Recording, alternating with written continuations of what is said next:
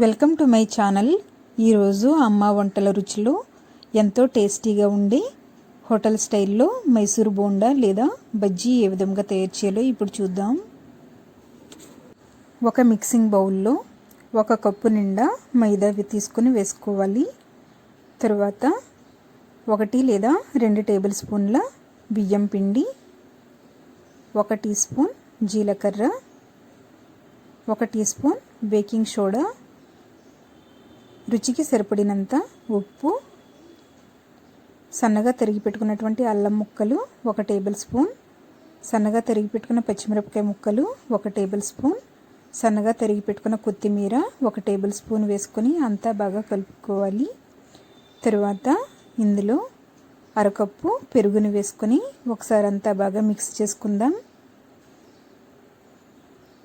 తరువాత చాలా కొద్దిగా వాటర్ తీసుకొని కొద్దిగా వేసుకుంటూ గారెల పిండి ఎలా అయితే ఉంటుందో అలా కొంచెం గట్టిగా కలుపుకోవాలి. ఇలా కొంచెం గట్టిగా కలుపుకున్న తర్వాత ఇందులో 1 లేదా 2 టేబుల్ స్పూన్ల నూనె వేసుకొని మళ్ళీ ఒకసారి అంతా బాగా కలుపుకుందాం.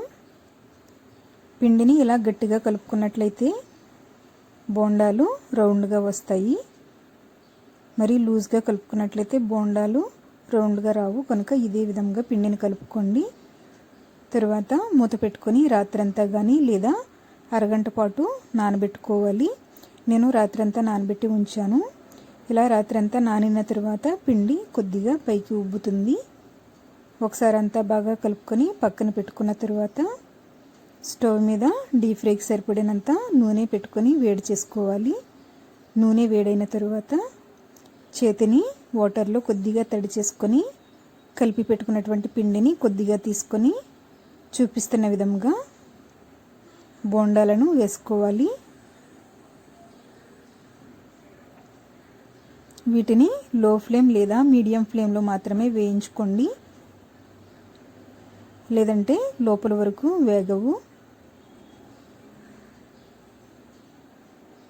ఇలా మూకుడిలో ఎన్ని బజ్జీలు అయితే పడతాయో అన్ని బజ్జీలను వేసుకొని అన్ని వైపులకు తిప్పుకుంటూ బాగా వేయించుకోవాలి. ఇలా గోల్డెన్ కలర్ వచ్చేంత వరకు కలుపుతూ బాగా వేయించుకోవాలి. ఇలా వేయించుకున్న తర్వాత వీటిని ఒక ప్లేట్లోకి తీసుకుందాం. ఎంతో టేస్టీగా ఉండే మైసూర్ బోండా లేదా బజ్జీ రెడీ అయ్యింది. దీనిని కొబ్బరి చట్నీతో తింటే చాలా బాగుంటుంది. మీరు కూడా మీ ఇంట్లో తయారు చేసుకుని ఫీడ్బ్యాక్ పంపించండి. ఈ వీడియో మీకు నచ్చినట్లయితే లైక్ చేయండి, మీ ఫ్రెండ్స్కి షేర్ చేయండి. మీరు ఇంతవరకు నా ఛానల్ని సబ్స్క్రైబ్ చేసుకున్నట్లయితే సబ్స్క్రైబ్ చేసుకోండి. సబ్స్క్రైబ్ చేసుకున్న తర్వాత పక్కనే ఉన్నటువంటి బెల్ ఐకాన్ కూడా ప్రెస్ చేయండి. Thank you for watching my video.